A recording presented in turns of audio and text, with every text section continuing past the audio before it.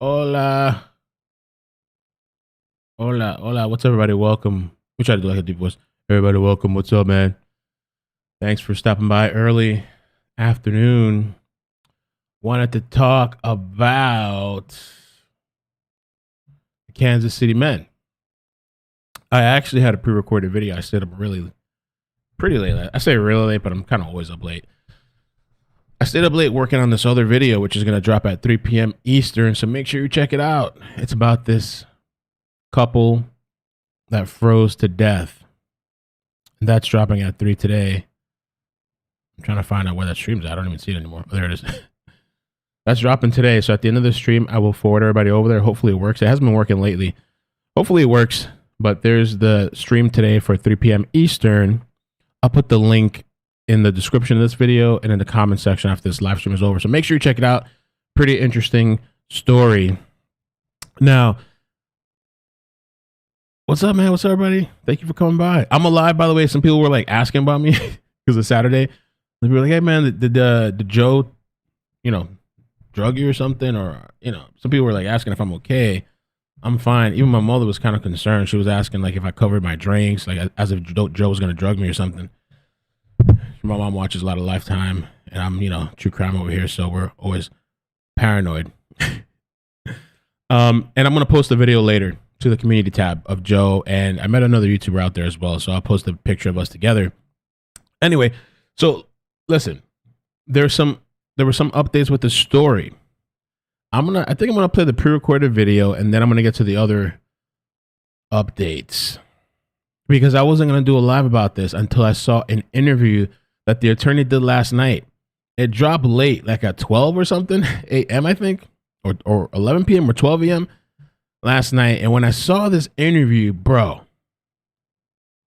because with the updates that came out, I was like, okay, the cops are saying that 100% this is not a homicide investigation. The captain, I forget his name, the captain said 100% not a homicide investigation. And the attorney released a press statement. I don't know if you guys knew that. I didn't catch that this weekend. Let me pull it up on the screen here. Give me 1 second. I don't know if you guys saw this. I didn't see this until last night. He released a press statement, and I don't know if you guys had heard this. I don't know if you heard or know. He had said that Jordan was sleeping with headphones on. And so I guess those 2 days he had headphones on the entire time, and he had a loud fan in his room. And so when these people came banging and knocking, dun, dun, dun, dun, dun, when they broke the window to the basement, when somebody was inside the place screaming, I guess he had his earbuds on and a loud fan on. And I guess when the cops came 2 minutes later, I guess it was a coincidence. He just happened to take those earbuds off, because all of a sudden his hearing came back when the cops were at his door. Not only that. And again, listen, there's no evidence saying this guy is involved. It's just a really, really weird story. We need the toxicology back. The other thing the attorney said that came out last night, he said there was another person in the house. So now 4 people, there was a 4th person in the house. Okay? First time I hear about this ish. Not only that, he said that supposedly Jordan walked him to the door, to the front door. Headphones like American Psycho, right, Missy? Bro, to the front. So how the hell did these people end up in the back? And then when Ashley Banfield was like, so listen, okay, was there drugs? If there was drugs at this party? Guy was like, got to protect my client. We're going to watch it. Got to protect my client, I don't know, whatever they call it, rights or whatever. So no comment. So to me, in my head, just personal opinion, there's definitely drugs involved, for sure. What kind of drugs? I don't know. Bro, when I saw that, I almost couldn't even go to sleep because I was like, it was too late for me to jump on live. But I'm like, you know what? I'm going to come on early tomorrow. I know people, the time zones and everything, who knows, people are sleeping, people working. We got to come on early and talk about this today. I was like, bro. And Wilson, hey Wilson, how you doing? Says the fifth person left and they were playing dice and we're still healthy. So I don't know what's going on. So they're saying there's a fifth person too? Oh no, you're right. I'm sorry. There was a fifth person. You're right. There was a fifth person, right? Because the three that deceased, Jordan in the plays, and so yeah, you're right. My bad. Fifth person. It was fifth person. No comment equals yes, right? All right, so let's get to it. Let me play. I guess I'll play some of the pre-recorded video that I was going to drop. I don't need to drop it anymore. We'll just watch it together. I'll give a little commentary. And, bro, I don't even know. I can't function right now. What happened? There it is. We'll watch that. And then we'll get to the latest thing. Let me get my headphones on. I don't know. Because I really was like, okay, shit. Like, okay, there's nothing there. Then I guess we just have to wait. But that interview to me, man, I was like, hell, bro, that thing is so weird, so sus. Here we go. It's got a lot of holes in it. Last time we saw him, they were leaving the house, but he didn't know that they had left. So that doesn't make much sense. Jordan's attorney is now also saying that Jordan had headphones on and there was a loud fan. So he did not hear all the commotion of people outside of the house or breaking in the house and screaming or whatever. And also that Jordan never read the messages, even though the family says he did. Ooh. What is up? And Wilson in the chat says the talks is supposed to be back this week. And I was talking to some people about this because I'm like, damn, we're going to have to wait forever. But this story really took place January 7th. So it has been, what, 2 weeks at least? Going on 3 maybe? Kamel, welcome back to the channel. And I have an update with regards to the Kansas City 3 men that froze to death outside of their friend's backyard after a football game January 7th. And they were found January 9th in the backyard, frozen. I have 2 videos. I'll put the links below. Gutsy said maybe the lawyer was the 5th person. We've been covering this. By the way, tomorrow at 3 p.m. Eastern, I'm dropping a video that I spent hours editing. It's about 30 minutes long. It's about a couple that froze to death. It made 5 frantic, bizarre 911 calls. I think it's pretty interesting. We're going to listen to those calls tomorrow. So definitely click the link down in the comment section. Make sure you set your notifications.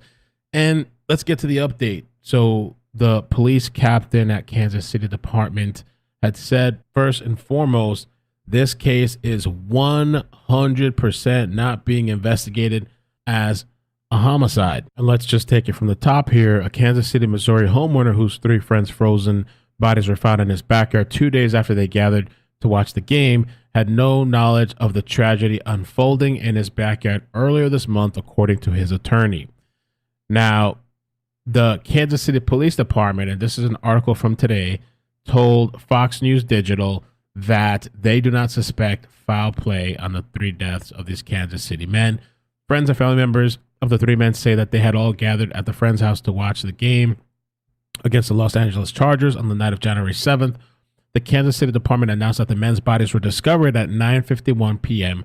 on January 9th after one man's fiance requested a welfare check. One man's body was found on the back porch of the home on the 5200 block of Northwest 83rd Terrace, while the other 2 were in the backyard. The men had apparently frozen to death. First and foremost, this case is 100% not being investigated as a homicide, according to the captain, Jake. And he goes on to say there have not been any arrests made or charges, and no one is in custody. There are no specific threats or concerns for the surrounding community at this time. The resident at the house was cooperative with detectives the day the deceased were discovered. It is unclear whether alcohol or drugs were involved in the men's death. Machina said the toxicology report should be available within the coming weeks. We're all waiting on that. Neighbor Suzanne said that she had no idea 3 men were imperiled across the street. It's very scary because I heard nothing. I'm home most of the time, but I didn't hear anything. It's kind of disturbing. It makes you wonder what's going on. But if we don't know yet, could it have been CO? It got cold all of a sudden. And I still don't understand, and I mentioned it a little bit later in this video. We're just going through the pre-recorded, guys, for the people that joined to go through some of the updates, and then I'm going to jump to this crazy interview that I saw last night with the attorney. But the CO thing, carbon monoxide, I still don't understand. Somebody has to fill me in how these guys are on the outside, and they're saying people are still questioning, well, maybe it was carbon monoxide. I don't know. And I had read some information, places that are colder, these types of things happen more often because people use gas products and heat the place up, furnace it, whatever. Not furnace, whatever it is, And so, but these people were outside. And there's 2 other people that were completely fine. So I'm bewildered. Maybe it's my ignorance. I don't know why people are still saying carbon monoxide, bro. Family and friends of the 3 football fans have taken to social media clamoring for answers and questioning the motivations of the homeowner who Fox News Digital has chosen not to name because no criminal charges have been filed. Allegedly, they claim they sent numerous messages to the homeowner in the days before the police were called, which, raised suspicion for everybody. I've already read this post, but, this person, Kaylee, had wrote, "This man was inside his home alive while my friends were dead in their yard. Lord knows for how long. They were all hanging out since after the game. He knew people were looking for them. He read messages of people searching for him on Tuesday." So that, put a lot into question for a lot of people. If his friends were really messaging him, how could he ignore it? This is what she's claiming. And this post that we read many times, "My husband banged on the door for 20 minutes. My friend banged on his door, then busted the window and yelled and announced her presence while she's inside and nothing from him. Then cops come 10 minutes later and he comes out nonchalant in his boxers and with an empty wine glass in hand. Nothing adds up." That boy chilling. And so the attorney for the person that's renting out or was renting out the house, because now apparently he's moved out, he had no knowledge that they remained in his backyard or that they needed medical attention, Persino stated in a news press release to Fox 4. Moreover, his attorney claims his client did not hear 2 people that came looking for the men at his house.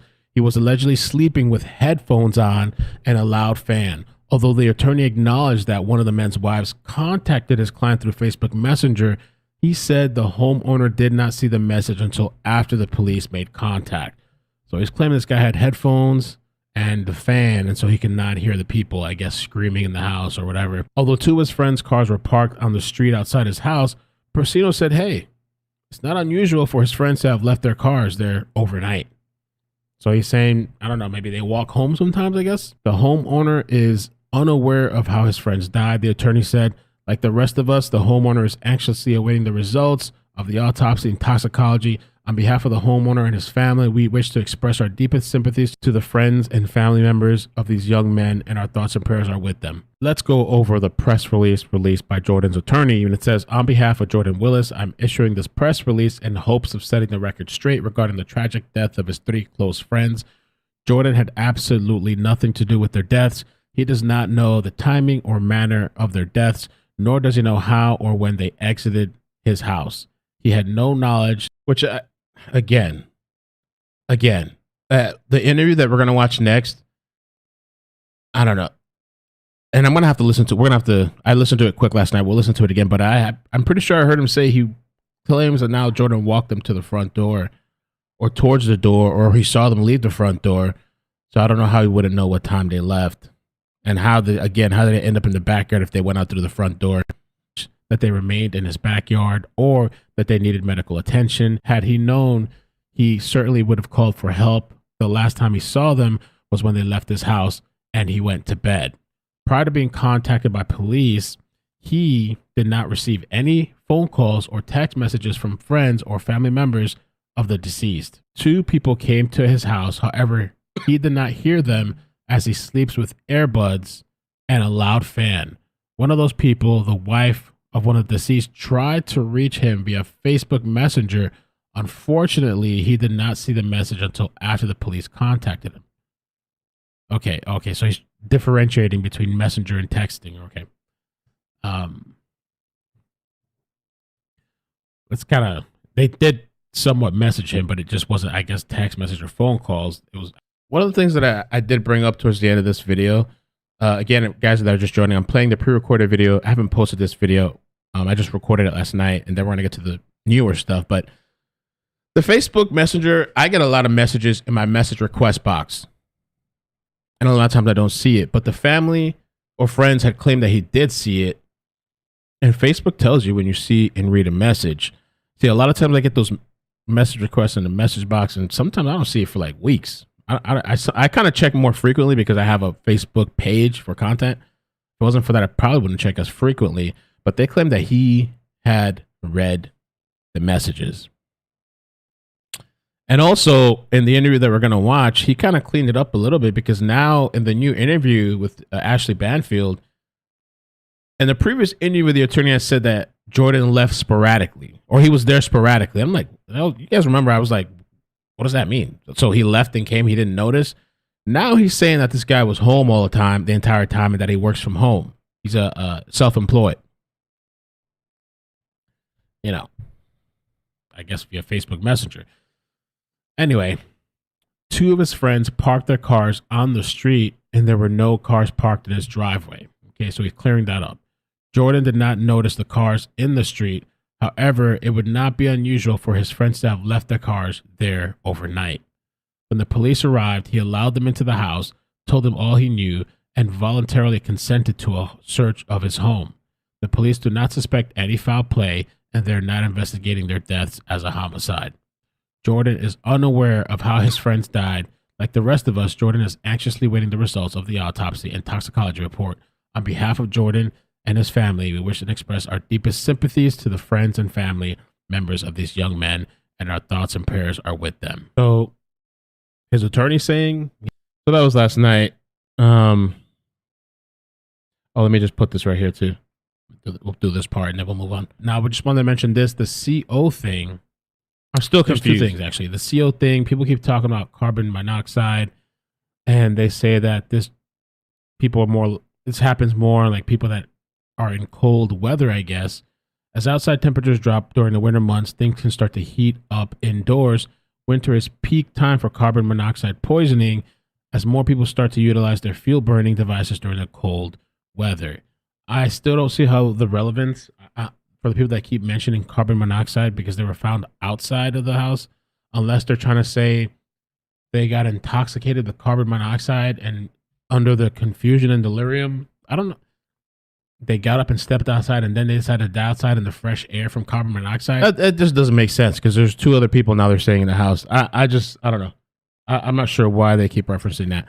All right, so moving on to the newer stuff, right, from last night.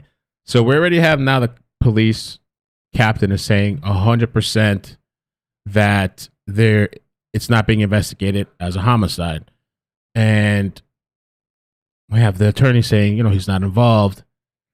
And so I really was like, okay, I'll make my video and I'll leave it at that. But then I saw this interview, which we got to watch now. And I was like, bruh.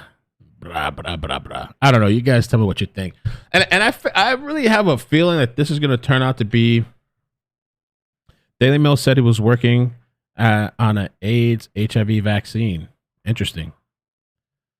I really have feeling this is going to turn out to be something like nobody's probably getting charged. There probably was drugs. They probably were all maybe indulging.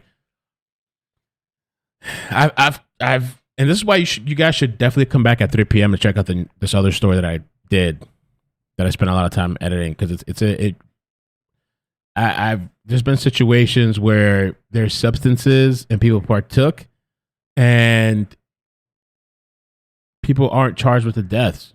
We're all partying together. We're all getting high.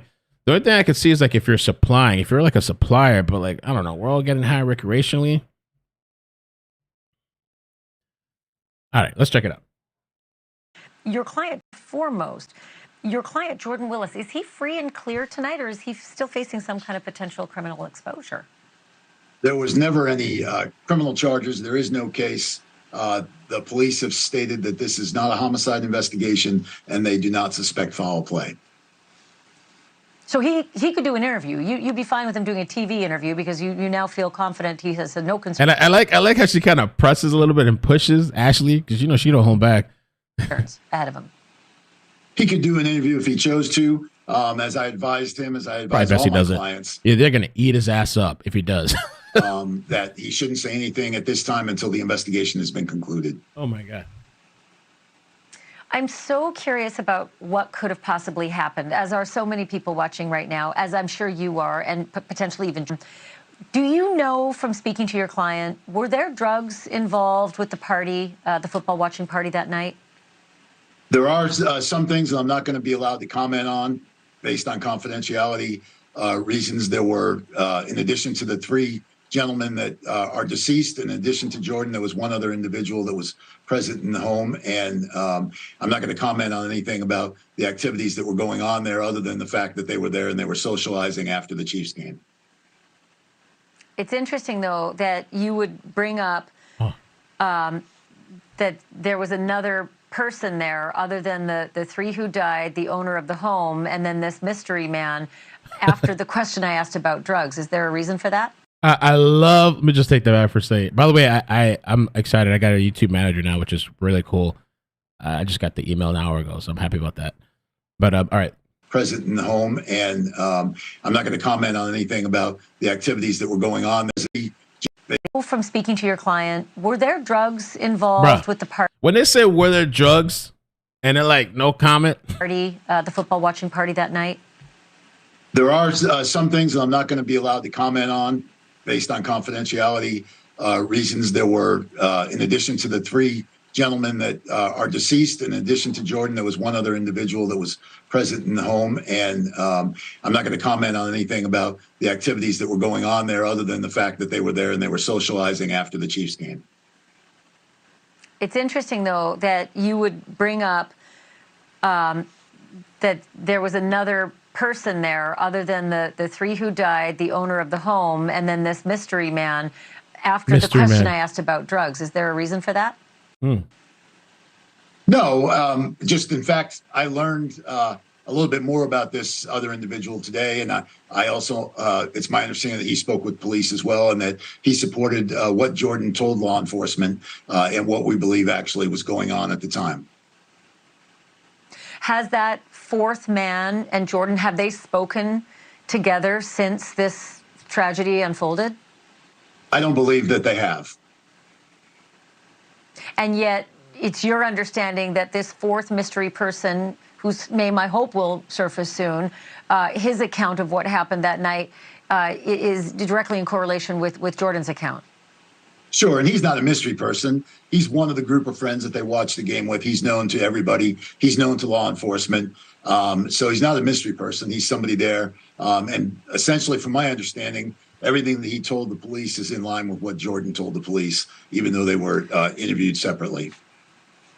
I'm so glad he's not a mystery person. What's his name? I'm not going to... Bruh, I love it. I love it. I love it.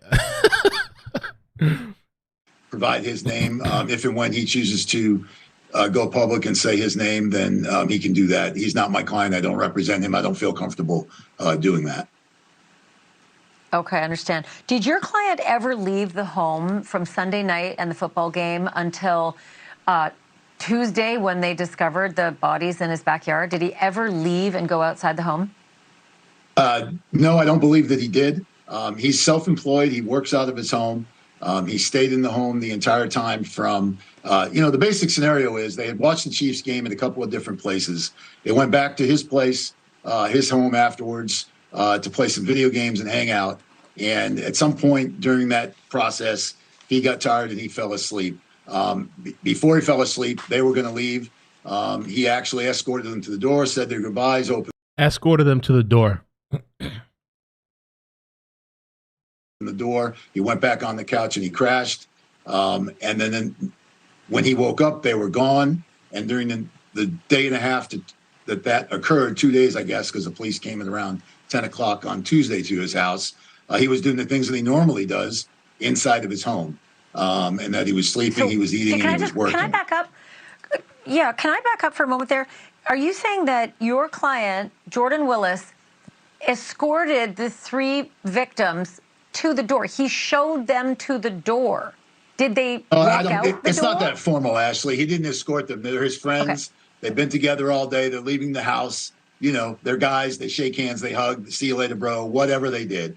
But he left them as they were leaving the home. It's not unusual for him and his friends to spend time in each other's homes. It's not unusual for them to hang out when the other person isn't there even. And in this case, he was there. So for whatever reason, they either came back in the home or they went directly to the backyard. That part, no one knows the answer to. Jordan believes they came back in the house and hung out for a while and continued to play video games. And at some point, they went outside in the backyard. Wait, what? reason, they either came back in the home to spend time in each other's homes. It's not unusual for them to hang out when the other person isn't there even. And in this case, he was there. So for whatever reason, they either came back in the home or they went directly to the backyard. That part. And so for some reason, so he's saying after this guy, Jordan, saw them out, for some reason, they either came back in the home or went to the backyard of their own accord, I guess. No one knows the answer to. Jordan believes they came back in the house and hung out for a while and continued to play video games. And at some point, they went outside in the backyard. But to be clear, they left, those three men left the house. Jordan saw them leave the house. He said goodbye to them. He laid down and he crashed, and they went out the front door. Yes. One out the front door? What? He said goodbye to them. He laid down and he crashed, and they went out the front door. Yes. They went out the front door. He witnessed them leaving the front door of his house. Sure. Yeah. After he said goodbye to them, he was hanging out. He went back on the couch and he. It's just a weird way to answer. Sure. Like, no, it's yes or no. I don't know. Sure. Yeah. After he said goodbye to them, he was hanging out. He went back on the couch and he slept. So at some point, they decided to either come back inside the house and hang out for a while, or they went out on the backyard and hung out, which due to the cold temperatures, I don't believe that's the case. I think they probably came back inside and continued to play video games and hang out for a while before they left. Can you just tell me if there's anything in the backyard of interest? Is there a fire pit? Is there something? Is there a barbecue? Is there something of interest in the backyard that would have drawn them to go there? You know, I don't know what's in the backyard. I've never been to the house. What I know is what you know from these pictures here. It was a really cold night, so I doubt that anybody would be out there socializing. You know, typically when guys are hanging out or people are hanging out at the house, people will go outside randomly to smoke or do whatever, get some fresh air, and then come back in. Other than that, I can't speculate about what else was going on out there. So fascinating. John Paserno, I hope you'll come back. And can you just formally put a request into your client, Jordan Willis, that we'd really like to interview with him when he's ready? Sure. And, he's as much in the dark as you are and as I am, and we all want answers to find out what happened to these lifelong, two of them he went to high school with. So he's known them for over 20 years. They're his friends. He's deeply hurt by their passing, and he wants answers as much as everyone does. It's heartbreaking for these three families as well. I really appreciate you talking to me tonight. Thank you, John. Good. All right. Thank you, Ashley. Thank you for watching. So, yeah, I saw that interview last night. I'm like, oh, I got to hop on today. I was not going to hop on the live for this. I had my video pre-recorded. Like, all right, the cops say whatever, the attorney says whatever, and I guess we just have to wait for and we still do, obviously have to wait for the the toxicology. By the way, any YouTubers, be careful using this damn news channel, Fox 4, whatever. They're claiming videos, claiming, not striking, but claiming videos. So careful using their stuff. Anyway, somebody here said too that the attorney was like contradicting. I mean, I don't know if they meant two different things or not, but the friend and owner of the house has told two different stories. I can't believe detectives nor lawyer caught the discrepancies in the story. His lawyer said he does not know when they left his house. Then the lawyer said he said they last saw him when they left the house. He is lying.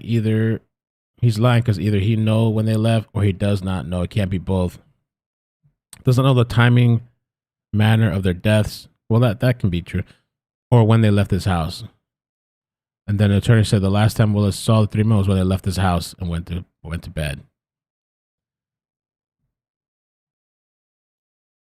I mean, the whole earphone thing, I don't know at what time the people were there knocking, banging inside the house. There really is headphones that do a lot of noise canceling. These do somewhat of a good job, though I personally don't like everything being canceled around me. I think the AirPods, what they call them, they do a crazy amount of noise cancellation. That there could be a bunch of stuff going around you won't be able to hear it. I just think the timing is weird that when these people are there, he doesn't respond, but then when the cops show up, he's there responding, and these people were supposedly banging on his door. It would be interesting. Well, I don't know. And they say that he read their messages. I don't know. Would they be lying about that he read their messages?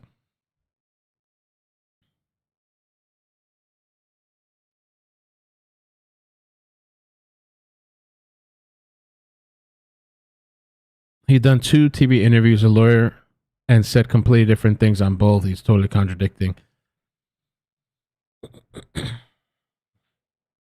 I know. I don't get it, Nina. How did he hear the cops? Maybe he just happened in the 2 days, just happened to take his headphones off when the cops arrived.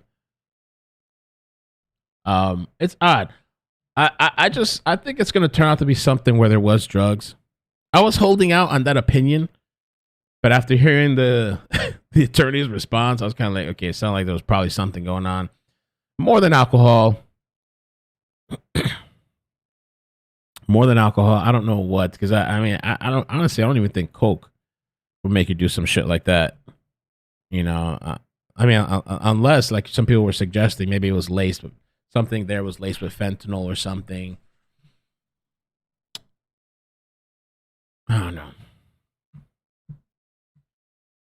And of course, we know that the guy, he moved out of the house, U-Haul, which, I mean, honestly, with the way things are going, probably for his safety with all the craziness going on. I don't know that people are going after him, but, you know, Fox 4 reported earlier that there was a U-Haul seen outside of the home, and now the attorney of the man who lived there confirms with Fox 4 that he has, in fact, moved. So, yeah.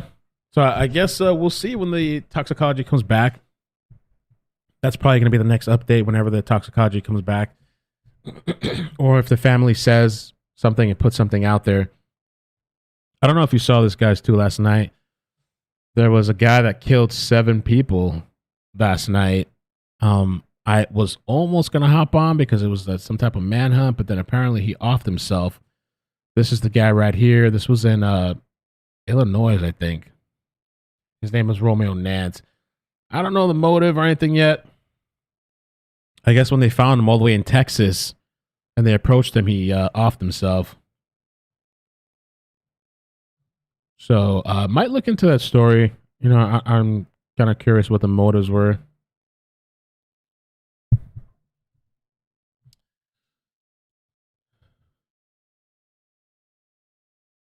Oh, is it? TK Sass. She says it's happening a lot in Kansas. Let me see something.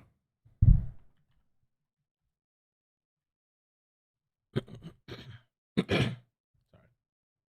Oh, I wasn't going to do this on stream. My daughter's cup. Fentanyl overdoses killed dozens in Missouri. Kansas toddlers. That was October 2023. And a day ago, KBI focuses on cybersecurity, fentanyl prevention, and official tells lawmakers. So they got a fentanyl crisis. 3 days ago, a 16-year-old, check this out. Wow, check this out. It's really interesting. Please come at 3 p.m. and check out the other story, because there's some details there too that I think you guys will find kind of interesting. It's about a 30-something minute video. I'm premiering it later. 16-year-old OD on fentanyl shows. This was January 19th, a couple days ago. Now Texas man is charged with murder. 16, dude. That's wow. 2 weeks before the 16-year-old had the OD on fentanyl, a new Texas law went into effect that has led murder charges against the accused supplier, according to the court records and media reports. Omarion Bailey, 24, was charged with the murder, fentanyl murder, by delivery on Wednesday. See, yeah, there's some laws now that they can charge the supplier. I thought there was... I covered it one time. I don't remember much. I thought there was laws too that, like, I don't know, if you help the person that's ODing or something, then it won't charge you or something like that. I thought that was like a Florida thing. I forgot where it was. I have it all mixed in my head. It was a long time ago I covered it. His arrest follows the September 15th death in Houston of a juvenile identified by KTRK. The complaint states that Bailey knowingly distributed fentanyl to the teen who died as a result of using the substance. Bailey was arrested Wednesday and placed in Harris County Jail. As of September 1st, 2023, it is considered murder to supply fentanyl that results in death, the new bill shows. This is the second time someone has been charged since the new law took effect. I'm surprised it took this long. For as much as these people talk about, oh, we're reform and we're changing the law, we're drugs, what is it called? Crime on drugs, or I can't remember the saying.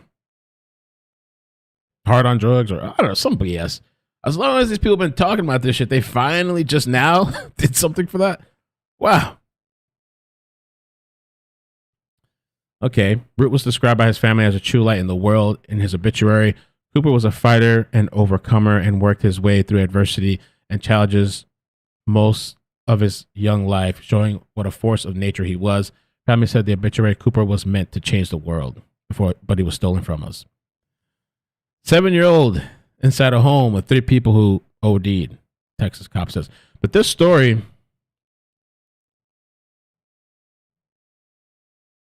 I wonder.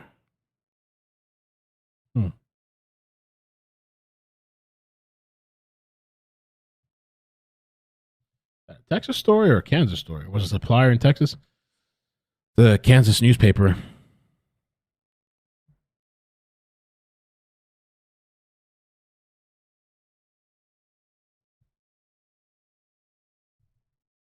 War on drugs. Thank you. Yeah, war on drugs. Sorry. Yeah, thank you guys. Appreciate that.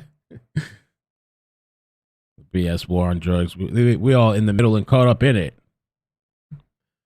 Sharon, thank you so much for the membership. Charisma, thank you for the 2 years. Wow, holy crap. Thank you so much for resubscribing. Froggy Maggie, thank you for the membership. Deb McDougal, thank you for the 13 months. Love your updates, Mel. No problem. Rose with Thorns, thank you for the 13 months, as well as Deb. Cassie, thank you for the membership. And Delana, thank you for the 14 months. And Mimi Moody, thank you for the super chat. All right, I guess that's it for now. I just kind of wanted to do that. A little update. I mean, there is this other story. This is a Kansas story. We could check this out before we leave because I'm going to redirect everybody to the new 3 p.m. stream. We can check this out. Wait, is this, who's this? Box. Probably wouldn't do a project like this again unless I truly see a change where we see a homeless problem being solved, because it's on the rise, where we see drug, rehab programs that are really helping people that are looking for help, and where we see accountability for crime. Until those things happen, I don't think I would mess with urban Kansas City anymore. My name is Johnny Youssef, and I'm a real estate developer and a rehabber, so I specialize mostly in renovating old buildings. Right now, we're working on a church in downtown Kansas City. It's an old historic church, 100 years old, and I would drive by it for years, and it was always sad seeing it just go down, and it was just not being taken care of. So when it came on the market, I bought it, and my wife and I are completely gutting it and renovating it, bringing it back to its old glory. And the plan is to have it as a wedding venue and event space. If you look at the block where the building is, it's wrapped between 2 great neighborhoods. You have Midtown, and a lot is happening. We have a streetcar that's going to be, and we are literally in that awkward block in between. If you've been an investor, you know that usually whether you have a little house in a good neighborhood or a big house in a bad neighborhood, it doesn't matter. When a house is left empty and under construction, that can be a target for people to break in it, drug addicts to stay in it. So I expected that, we'll have an attempted break-in here or there, but I did not expect it to be this bad. Every other day, the security system is ringing at 11 p.m., 12 a.m., or I'm getting a call from security monitoring saying, hey, someone is trying to break in. Hey, someone... Is that bad out there? People trying to break into the church? I mean, I've had everything. I've had people start a fire in the front to stay warm. I've had people had a guy climb the flat roof area, and I was like, dude, you cannot be here. And he started bringing his furniture up there and putting a tent, and I was like, you cannot be here. And literally in the camera, he's like, I'm not leaving, dude. Sounds like California. Whatever you want. At first, I was like, these are homeless that just need a bathroom or need a place to stay, and they're used to having that church in the past do some homeless program or food banks and all that. But it's when you start seeing the porta potty on the floor, or when you start seeing 2 people coming out of the porta potty and Crime Source. That's a good point that you bring up. Crimson Rose says attorney said they watched the game at several different places that same night. Maybe they got something from somebody else. That's possible. Maybe they got something from somebody else. We talked for a few days. I'm not sure exactly how many days, but we talked for a few days. Decided to go out for. They just started a new video on me. In the front, I mean, it is crazy the amount of needles that we have found on our lawn. So I called 911. I think it was a few months back when there was a guy above our roof. This guy, the title of this thing is TikToker was on hold with 911 for 4 minutes. Yo, please hold, sir. What? And he found on our lawn. So I called 911. I think it was a few months back when there was a guy above our roof, and he was moving furniture, and it appears that he was also starting fire because he was collecting wood. And that was in the spring when it was a little cold. And I called 911, and at the time, I believe I was on hold for 4 minutes, which was, for me, it wasn't a big deal because, I can wait. But I was just wondering, oh my gosh, what if someone is calling because there's someone in their house? We've had big materials stolen from outside, and it was caught on camera. And you can tell they're very familiar with the area, and they knew that there was stuff there, which tells me that they drove earlier, they scouted the area, they knew what they're going to see, because when they came, they parked right where the equipment is, and they moved it. They were wearing masks. I've been waiting now for 2 weeks, haven't heard anything from a detective, and when I went to get my police report, the police report said something along the line of no detective available, which tells me they're saying that this is we just don't have the time, or we don't want to deal with this. People know now they can go, they can steal, and there are really, really good chances they're not going to get in trouble for it. My insurance policy, in order for me to justify filing a claim, the deductible is really high. And also, they told me before, if I file a couple of these, they will cancel me because I'm too expensive for them. So unfortunately, with something like that, I have to eat the cost. So, calculating the amounts of... That's really, really unfortunate because this guy is trying to do something nice in the community and these people are destroying it. I wanted to read another little article just about the drugs in KC. Stuff that was stolen that we had really to sad replace. too with these guys that passed because $30,000 so far. Think of that. I think they had families, some of them had kids, I guess.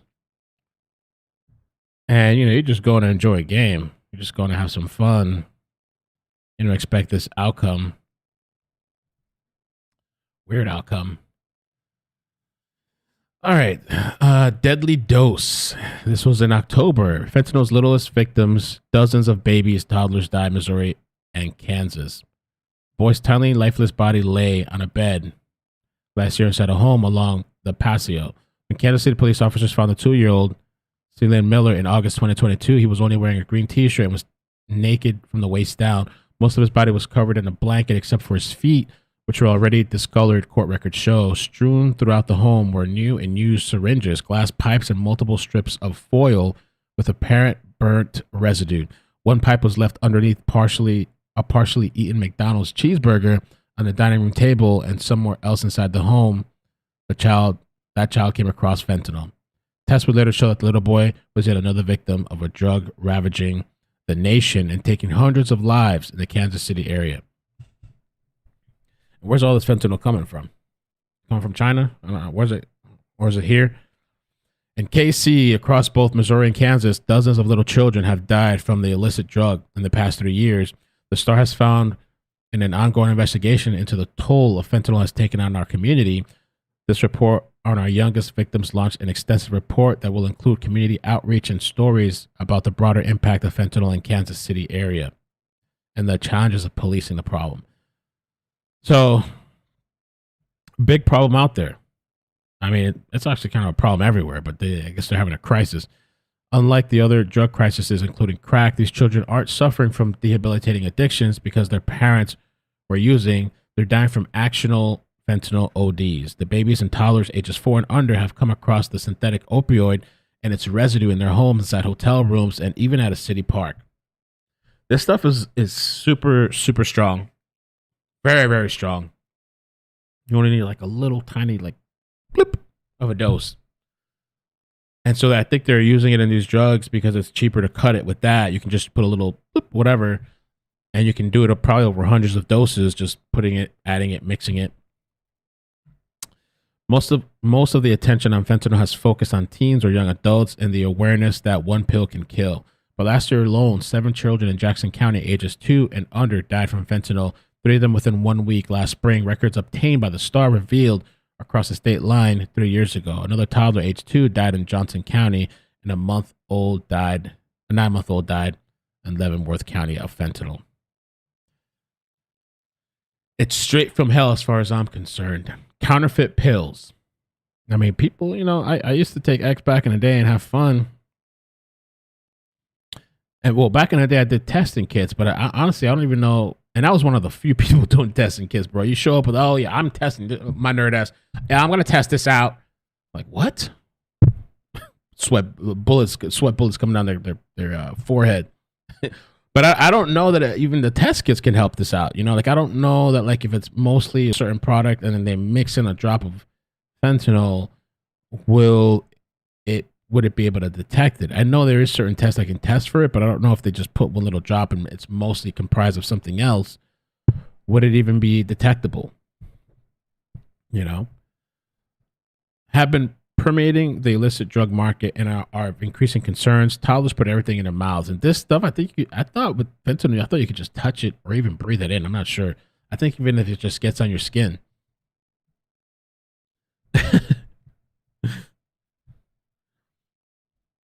The free hugs. Remember that? 3 grains of fentanyl the size of salt is deadly. Yeah. I used to work in the hospital, and we had, I'd sometimes make the fentanyl drips or draw up the doses. And I mean, fentanyl is in micrograms.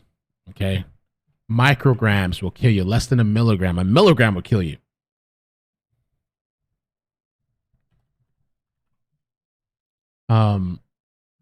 Let me show you. Let me just give you a little kind of, and this is not me telling you how to take it. I'm just telling you some of the dosing, just to show you how small is used, how much of an amount is used. So, like surgery pre-medication, 50 to 100 microgram dose, IM or slow, 50 micrograms. What is that? 0.005? I don't know what it is, right? Of a milligram. 0.05 to 0.01 ml or something like that, like a tiny little fucking. But they actually come in the vials. They'll come in those, so it's easier to measure. They'll come in like I think 50 and 100 micrograms, or maybe it's 100 micrograms, and then they have the bigger vials. But I'm telling you, this thing is like you couldn't even it's so small. General anesthesia, minor surgical procedures, 0.5 to 2 mics per kilogram. That means your weight. It's a weight-based dosing. So depending on your weight, specific weight, they'll give you a dose to give you the best accurate dosing. So that's how small that shit is. So somebody buys like a big bulk vial, 1,000 mics, which it does come in 1,000 mics, 1 milligram. Somebody that doesn't know what the hell they're doing, or if it's mixed in properly, you can easily kill somebody. And a lot of this stuff, when it's given, they're monitored. People are monitoring their dosing, they're monitoring their breathing, they're on these, these devices or whatever. So that's how dangerous that stuff is. I don't know if you guys remember that too. You guys remember that family? Some crazy motherfuckers. There was this guy. Let me see. Man puts fentanyl.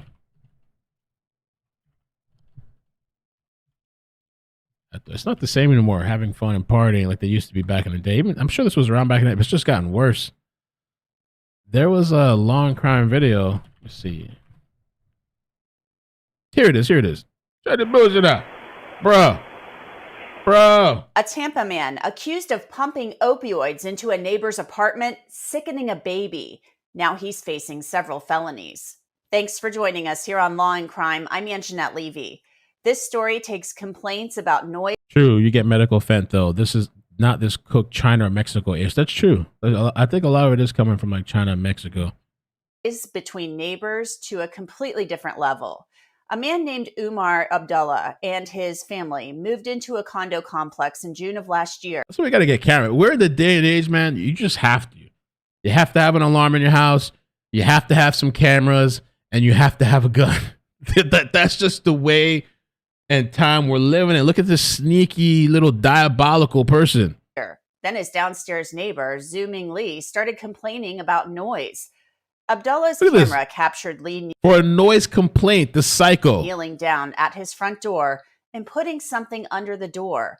Abdullah installed the camera in a plant. And this was in June 2023. After his family, including the newborn baby, became ill several times and they couldn't figure out why. Let's take a look at that video again. You see Lee kneel down and appear to squeeze something, and then he leaves. Tampa police say Lee was pumping opioids, hydrocodone, and methadone into the apartment. How was he doing it? Lee was a chemistry PhD student, so that may explain how he was able to concoct this deadly mixture. Right now, Lee is free on bond, but faces charges, including battery and aggravated stalking. He'll be back in court in December. We should take a look, too, at some point. Not right now, but at some point we should take a look and see the update on this guy. But that's how strong that stuff is. Somebody could literally slip this in your drink. I don't know, like walk by you, maybe put it in your clothes, or like just like this guy squirting it under the door. I didn't even know I honestly didn't know you could do that. I didn't know that stuff was that strong. I think the people in the house are starting to get a little sick, but obviously like the infant is more susceptible. And so this person is just squirting this shit under the door. Wilson, that sounds familiar, right? It's kind of interesting bringing this up while we're talking about this other story, the Kansas men. But who knows? These guys were at different houses that night as well, too. I mean, the whole thing of these three guys freezing to death, and that's what's going to be really interesting. I don't know. Was the cause of death freezing to death, or was it drugs? Or were they? Yeah, that's a one question. Or it could also be that they were so messed up that they were incapacitated and then they froze to death. Or were they already dead? Did they all OD? And if there was drugs that was partaken in, that the homeowner not partaken in.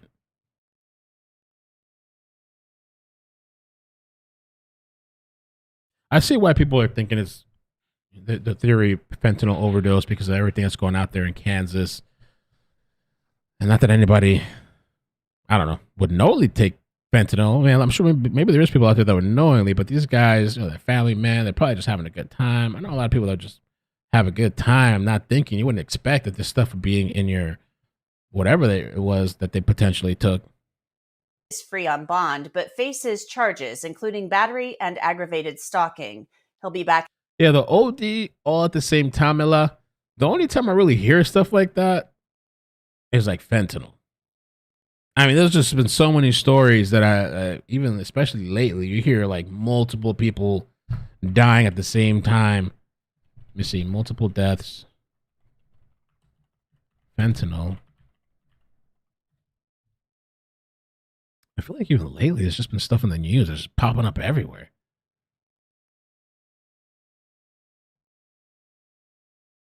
Damn, Florida woman 4 days ago suffers brain damage after fentanyl OD at the dentist. Oof.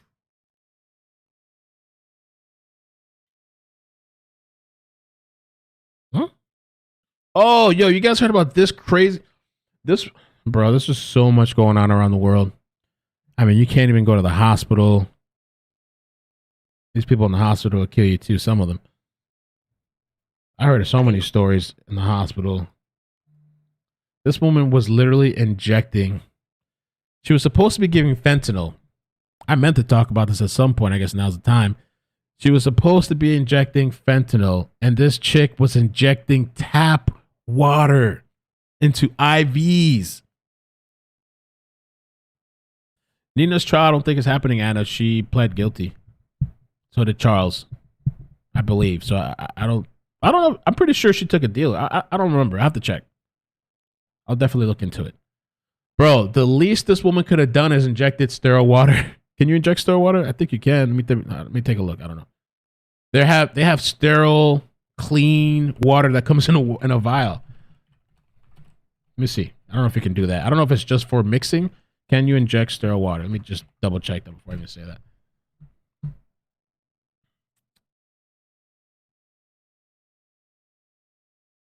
Water for injections. I don't know if you can actually inject sterile water or not. I know they use it to mix drugs. There is sterile water IV bags. I've seen that. But I don't know. This woman could have given him saline or anything. But straight tap water from the faucet, bro? I was like, hell nah. An Oregon hospital is under investigation by police following reports of multiple patient deaths. It only took 10. NBC5 News revealed that the police were looking into at least one patient's death at the Asante Rogue, damn, what a hospital name, Asante Rogue Regional Medical Center. Inside sources with Asante have since disclosed details surrounding the reports. It is alleged that up to 10 patients died of infections contracted at the hospital. Infections. Tap water, bro. Bro. Toilet to tap. As you guys are saying in the chat, that kind of California shit. Toilet to tap.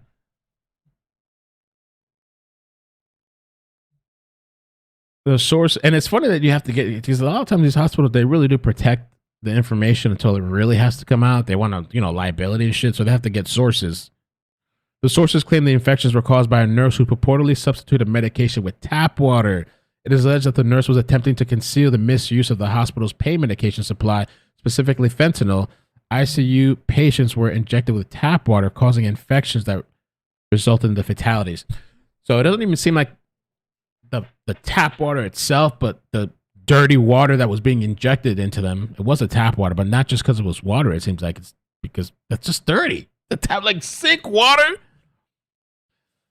Medford police have confirmed this lady must be stupid, because at least, I mean, if she was going to try to conceal something, she could have tried a saline bag, or there's just so many other kind of bags, and there's even not even normal saline. You could have done less percentage of saline if you were concerned. They have less salt in the bags.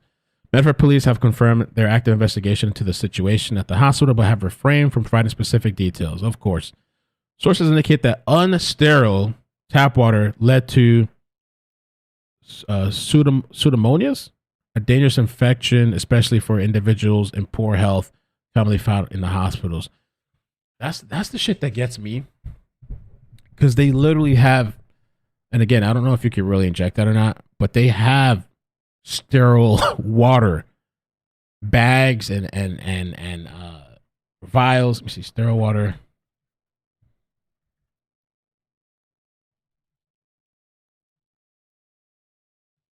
I mean, it's just dirty as hell what this woman did. Dirty, dirty, dirty, dirty. Let me see. It tells you here. Yeah. Oh, yeah. They do have that. Let me see. Show you guys. So sterile water is only for drug diluent, though.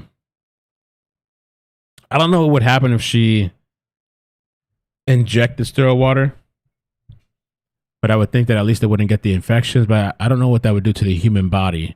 For drug diluent use only. Maybe there's medications that you can mix it in the bag with it. That's probably what it is. You're not supposed to give it straight. I think you can make. Oh, you know what I remember too? I think sometimes we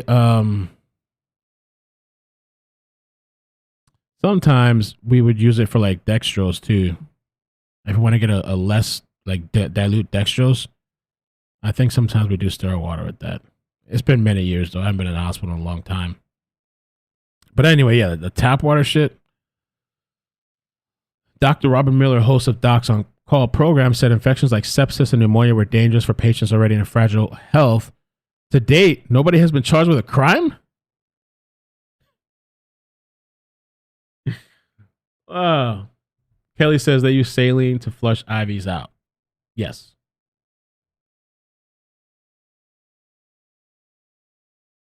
Missy says this happened in New England last month. We reused and under-sterilized needles Wow, from staff member at the hospital for 2 years. Wow. With reused and under-sterilized needles. Yeah, you gotta really, if you're in a hospital, if you're incapacitated, if you can have family and friends with you, or if you're not incapacitated, you want to watch what these people are doing. You want to make sure they're using sterile needles, they got gloves on, watch how they're handling the IV bag, make sure they're giving you the medication that's supposed to be given to you. You probably want to read the label. If they got an IV bag hanging and they're like, oh, it's this, blah, blah, blah, you want to probably look at the medication or the label.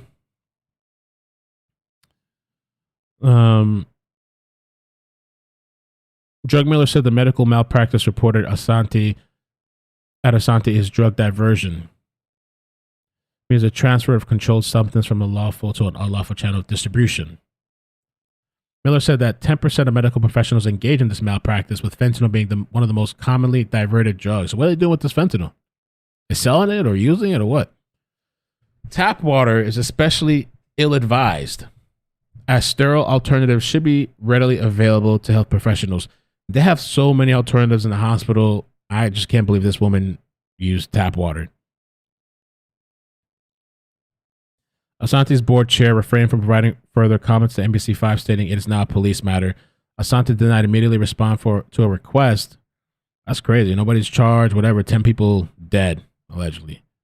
Wow.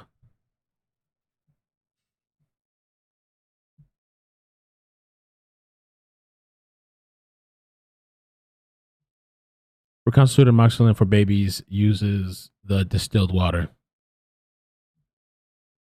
Oh, yeah, Corey, for sure. Harmony Montgomery's in February.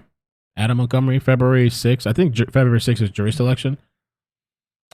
So, yeah, I plan to cover that in February, right around the corner.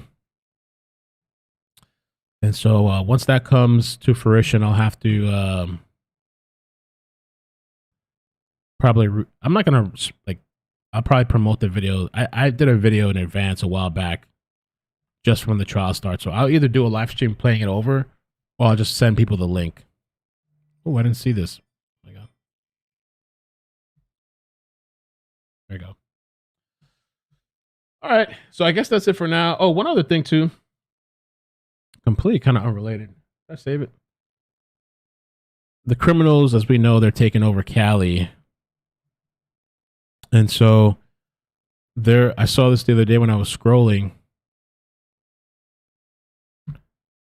And In-N-Out Burger is closing its Oakland location in a few weeks due to crime, according to the chief operating officer, Denny Warnick. It is so bad that the criminals are driving a burger place out of Oakland. He said employees will be transferred or can receive a severance package. Wow.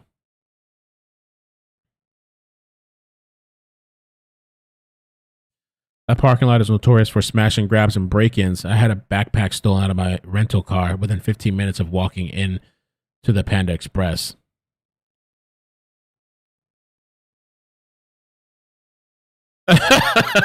It'll soon be replaced with a Checkers restaurant to better suit the residents of Oakland.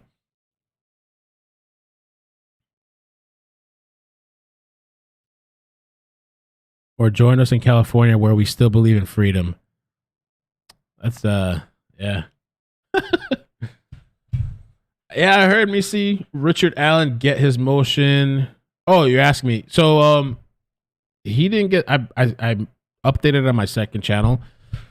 He won the motion to get his attorneys back. He did not get granted a speedy trial. So yeah, that's what I last heard.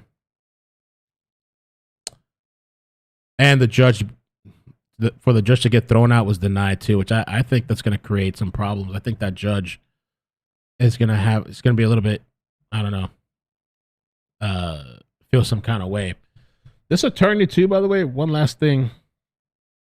I saw that at one time he was held in contempt. What's his name? John Persini. Oh, here we go. John Persino. When I typed in Google search, one of the first things that popped up. Oh no, can I find it? Is it gone? Did he scrub it?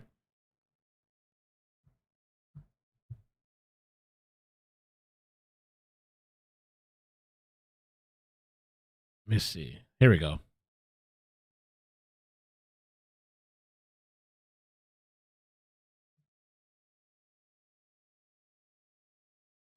Former public defender was jailed and fired after telling judge he wasn't ready for trial.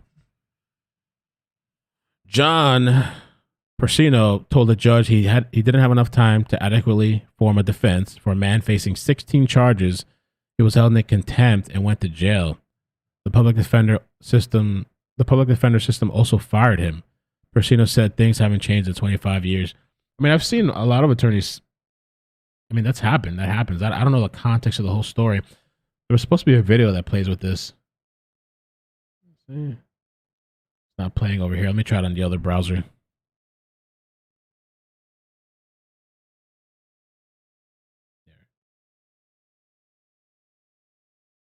Ended up being Father's Day weekend. So I went at 5 p.m. on a Friday and got out at 7 a.m. on a Monday. So I was in the Jackson County Jail in 1996. I actually tried the jury trial that a long time ago, 1996. Monday, after I spent the weekend in jail. And my kids came and visited me. In the office, we always talked about that time, that moment where we would have to stand before a court and refuse to go to trial because we weren't prepared, because there were too many cases, and what would happen in terms of being held in contempt. And that literally just happened. We just watched that with, was it? I heard the Crumley's trial starting or something today.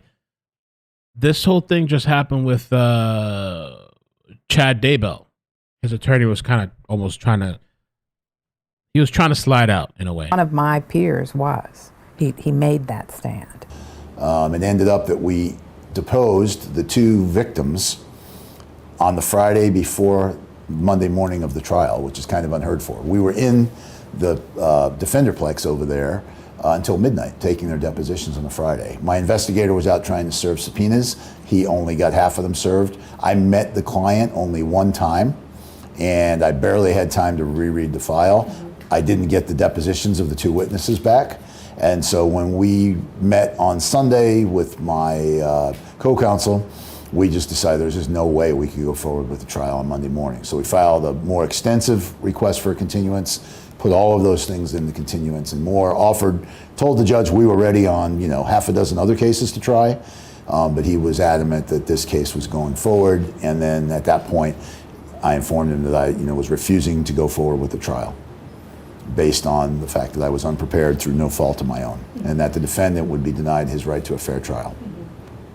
This was a larger issue, and I think the judge even said that when you read the opinion, that it's not the first time the public defender's office has appeared and been unprepared to go to trial, and that basically we're going to see who controls the court's dockets. Do the lawyers control the court's dockets or the judges? And I think that was really the issue. I was just kind of caught in the crossfire. And here we are 25 years later, essentially, and nothing really has changed. That's interesting. Yeah, the whole not being ready for court is something I kind of hear pretty often. If you guys could hit the like button too, we can get to 1,000. We're at 911 to sign. We're at 911 likes. Sam Witch mentioned the Little Boom Walmart, Florida situation. I actually had thought about covering that. I was watching a little bit of it. That was like Academics. DJ Academics is, I guess, friend, definitely supporter, somebody that's been on his channel a lot. This guy was caught, and apparently this was a while back that this happened, but he was in Walmart, allegedly. I haven't watched the video yet. I thought we could do a stream covering it. And he was looked like a creeper, like one of those people. I don't know if he was like taking pictures or like whatever, like touching people, and allegedly, and apparently one was like a minor or something. And then I heard there was another video that came out. So I actually thought about covering that because he went on DJ Academics' live stream and kind of started denying it and said it's not true and blah, blah, blah. But then it's like, I heard it's like right on video. So I don't know.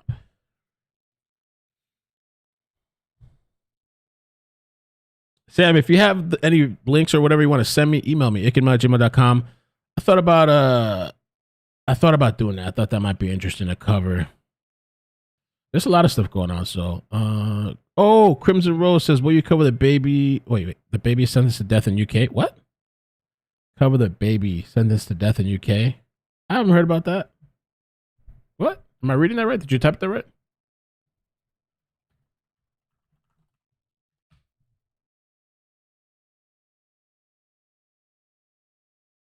Welcome back to the comments section.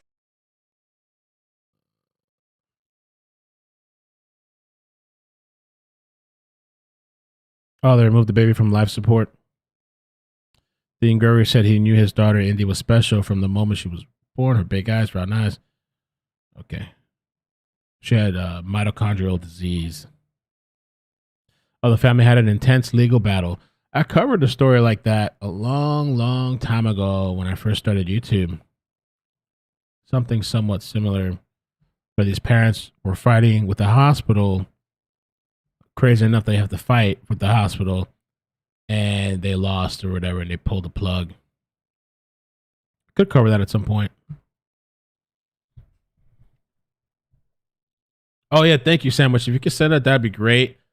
I even saved one of Academics' lives. There was one live that Academics privated, I think, or somebody. I don't know what happened. It was privated, but Little Boom was on live talking and addressing the situation. Yeah. Let me see.